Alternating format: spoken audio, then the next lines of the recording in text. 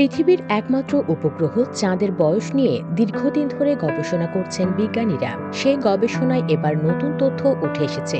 চাঁদের বয়স সম্পর্কে এতদিন যে ধারণা পোষণ করছিলেন তারা, উপগ্রহটির বয়স তার থেকেও বেশি বলে সাম্প্রতিক এক গবেষণায় উঠে এসেছে। ধারণা করা হয় চাঁদ তৈরি হয়েছে মঙ্গল গ্রহের আকারের কোনো আদি গ্রহের সঙ্গে পৃথিবীর সংঘর্ষের সময়। এটি ছিল গ্রহ হওয়ার প্রাথমিক পর্যায়ের একটি শিলা, আর এই সংঘর্ষটি ছিল পৃথিবীর ইতিহাসে দানব আকারের প্রভাব ফেলা সর্বশেষ ঘটনা। বিজ্ঞানীরা চাঁদের পাথরের নমুনা সংগ্রহ করে সেই সংঘর্ষের তারিখ অনুমান করেছেন বলে প্রতিবেদনে লিখেছে ব্রিটিশ সংবাদ মাধ্যম স্কাই নিউজ। পাথরের এইসব নমুনা চাঁদের প্রাচীন ম্যাগমা মহাসাগর থেকে স্ফটিক হয়ে গেছে বলে ধারণা করা হয়। তবে সংঘর্ষের পরেও এগুলো চাঁদের পৃষ্ঠে রয়ে যায়। এসব নমুনা বিশ্লেষণ করে বিজ্ঞানীরা বলেছিলেন চাঁদের বয়স হতে পারে আনুমানিক 435 কোটি বছর। তবে বিজ্ঞান ভিত্তিক সাময়িকী নেচারে প্রকাশিত সাম্প্রতিক এক গবেষণায় ইউনিভার্সিটি অফ ক্যালিফোর্নিয়া সান্তা ক্রুজের অধ্যাপক ফ্রান্সিস নিম্মো ও তার সহকর্মীরা যুক্তি দিয়ে বলেছেন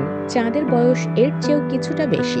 এই গবেষকদের মডেল অনুসারে গরম ও ঠান্ডা উভয় সময়ের মধ্য দিয়ে গিয়েছিল চাঁদ। ফলে এই পৃষ্ঠটি ঠান্ডা হয়ে কঠিন হওয়ার পর তা আবারও উত্তাপে গলে যায়, যার অর্থ চাঁদের শিলার এসব নমুনা অনেক আগের সময়ের হতে পারে। এই পুনরায় গলে যাওয়া পৃষ্ঠে লুকিয়ে আছে চাঁদের পুরনো বিভিন্ন বৈশিষ্ট্য। প্রসঙ্গত, এই মুহূর্তে চাঁদের প্রতি আগ্রহ রয়েছে বিভিন্ন দেশের। চাঁদের দক্ষিণ মেরুতে পৌঁছানোর জন্য রীতিমতো প্রতিযোগিতা করছে এসব দেশ। তাদের ধারণা চাঁদের দক্ষিণ মেরুতে পানি থাকতে পারে, আর মানুষকে মঙ্গল গ্রহে পৌঁছাতে সহায়তা করার জন্য চাঁদের দক্ষিণ মেরুতেই ঘাঁটি নির্মাণের পরিকল্পনা করেছে যুক্তরাষ্ট্রের মহাকাশ গবেষণা সংস্থা নাসা।